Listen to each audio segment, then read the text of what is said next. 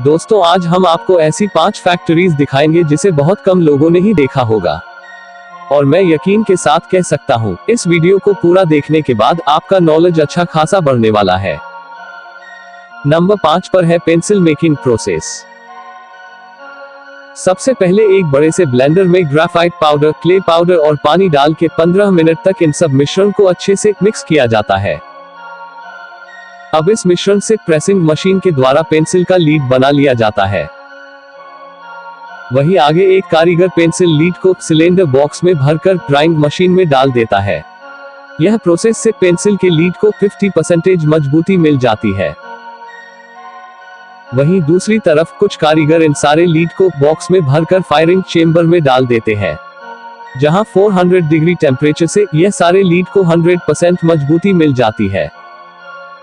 अब फैक्ट्री के दूसरे हिस्से में यह सारे वुडन बार को मिलिंग मशीन में डाला जाता है, जहां इनमें लीड्स बैठाने के लिए कटिंग किया जाता है। वहीं इनमें एडहेसिव लगाया जाता है और आगे एक मशीन बड़ी खूबसूरती के साथ लीड लगाकर वुडन बार से सैंडविच के जैसा कवर कर दिया जाता है। अब एक मशीन बड़ी तेजी के साथ इन्हें कटिंग करके अलग करती है।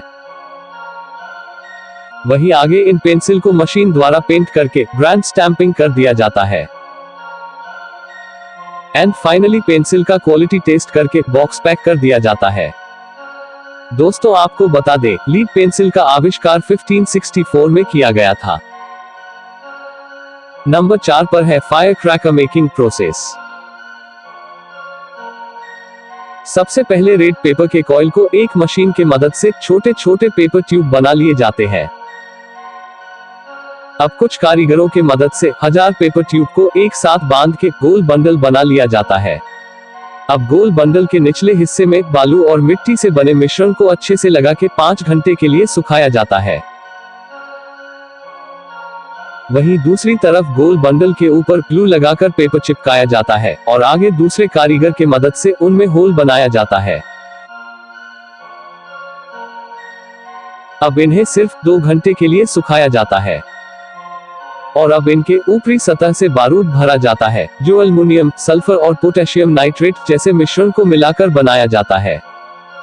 अब बारूद अंदर बैठ जाने के बाद कुछ कर्मचारी के मदद से इनके ऊपर पलीता लगाया जाता है और फिर सूखने के बाद रेडी हुए पटाखों को इन बंडलों से बाहर निकाल लिया जाता है।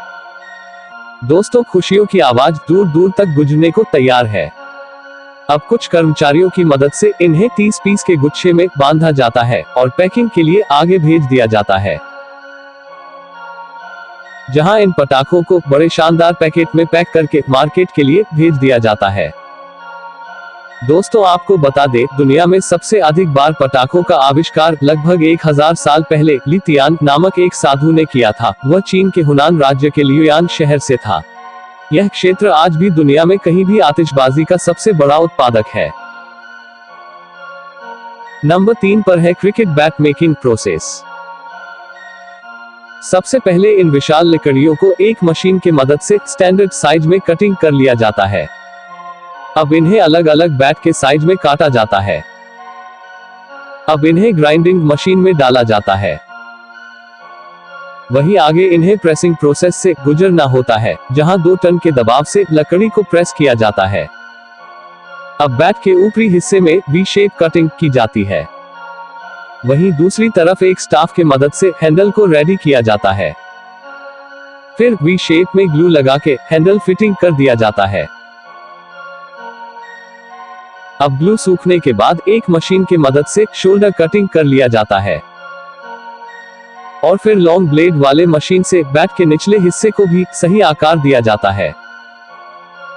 अब कुछ एक्सपर्ट कारीगरों के द्वारा हाथों से हैंडल को बहुत उम्दा स्क्रैपिंग और शेप दी जाती है। अब बैट को अलग अलग प्रकार के मशीन से घिस के स्मूथ फिनिशिंग दिया जाता है और दूसरी तरफ वैक्स पॉलिशिंग की जाती है, जिससे हमारे बैट को ग्लॉसी लुक मिलता है। जरा देखिए कितने शानदार तरीके से हैंडल में ग्लू लगाकर यॉन स्ट्रिंग लपेटा जाता है। एंड फाइनली कुछ कारीगर के मदद से हैंडल ग्रिप और ब्रांड स्टिकर लगाकर मार्केट में भेज दिया जाता है। दोस्तों आपको बता दें, दुनिया की सबसे महंगी क्रिकेट बैट जो इंडियन क्रिकेटर महेंद्र सिंह धोनी की थी, साल 2011 में उसकी कीमत इंडियन करेंसी ₹72 लाख बोलकर नीलामी में बेची गई है। नंबर 2 पर है कालीन मेकिंग प्रोसेस। सबसे पहले भेड़ों के खाल से ऊन निकाला जाता है। अब निकाले गए ऊन को कुछ खास महिला कारीगरों की मदद से लाइट और डार्क रंग के ऊन को 2 हिस्सों में बांटा जाता है। वहीं आगे क्लीन हुए ऊन को स्पिन मशीन की मदद से घुमा घुमा के यॉर्न थ्रेड बना लिया जाता है। वैसे तो बहुत सारे स्पिन मशीन होते हैं, लेकिन हैंड स्पिनिंग मशीन से ही उम्दा क्वालिटी के यॉर्न थ्रेड बनाए जाते हैं। और फिर यॉर्न थ्रेड के गुच्छे को ठंडे पानी से धोकर साफ किया जाता है और फिर डाइंग प्रोसेस में भेज दिया जाता है, जहां कुछ कारीगर इन्हें अपनी कारीगरी से रंग बिरंगे बना देते हैं। अब हैंडलूम प्रोसेस में इन्हें बड़े अनोखे तरह से हाथ और मशीन के द्वारा बिन लिया जाता है और आगे हैंड टफ्टेड प्रोसेस में भेज दिया जाता है, जहां कारीगरी का असली रूप देखने को मिलता है। हजारों तरह के डिजाइन सिर्फ हाथों से बनाए जाते हैं। अब रेडी हुए कालीन को हाथों से गीठा लगाकर ऊपरी और निचले वाले हिस्से को लॉक कर दिया जाता है। एंड फाइनली रेडी हुए कालीन को अच्छे से धोकर कुछ एक्सपर्ट्स कारीगरों के द्वारा फिनिशिंग को अंजाम दिया जाता है। यहाँ छोटी सी भी गलती पूरे कालीन को बर्बाद कर सकती है। और अब इन्हें कुछ कारीगरों के द्वारा अच्छे से तय करके मार्केट में बेचने के लिए भेज दिया जाता है।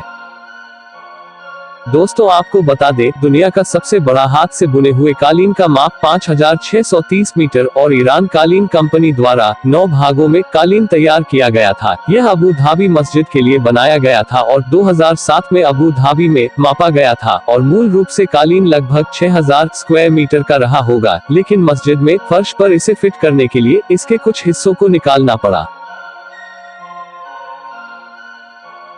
नंबर 1 पर है ग्लास बॉटल मेकिंग प्रोसेस। सबसे पहले रॉ मटेरियल में white sand, limestone, sodium carbonate को कन्वेयर मशीन के द्वारा मेल्टिंग चेंबर के अंदर पहुंचाया जाता है, जहां 2300 डिग्री सेल्सियस में इन सारे मिश्रण को मेल्ट करके गिलास का रूप दे दिया जाता है। अब फीडर मशीन मेल्ट हुए गिलास को बाहर निकालने का काम करती है। वहीं नीचे लगे शेयर्स ब्लेड्स बारी बारी से मेल्ट गिलास को सटीक मात्रा में कटिंग करते रहती है। अब मेल्ट गिलास को यह मशीन सिलेंडर का आकार दे देती है। अब इन सिलेंडरों को फॉर्मिंग मशीन में पहुंचाया जाता है, जहां मोल्ड के अंदर सिलेंडर को डालकर एयर प्रेशर के द्वारा बोतल रेडी कर दिया जाता है। दोस्तों आपको बता दें, अब बोतल की टेम्परेचर नीचे वाले हिस्से में 800 डिग्री सेल्सियस होती है और ऊपर वाले हिस्से में 650 डिग्री सेल्सियस होती है। वहीं आगे एक मशीन बोतल के शोल्डर को नैरो करती है और दूसरी तरफ की मशीन बोतल के ऊपरी हिस्से को बोल्ड करती है। अब इन बोतल की फौज को नॉर्मल टेम्परेचर वाले रूम में 2 घंटे के लिए रखा जाता है। अब ठंडे हुए बोतलों को प्रिंटिंग प्रोसेस में भेजा जाता है, जहां मशीन बड़े अजीब तरह से बोतल पर ब्रांड प्रिंट कर देती है। एंड फाइनली सारे बोतल पर पॉलीमर स्प्रे किया जाता है, जिससे बोतल स्क्रैच लेस हो जाती है।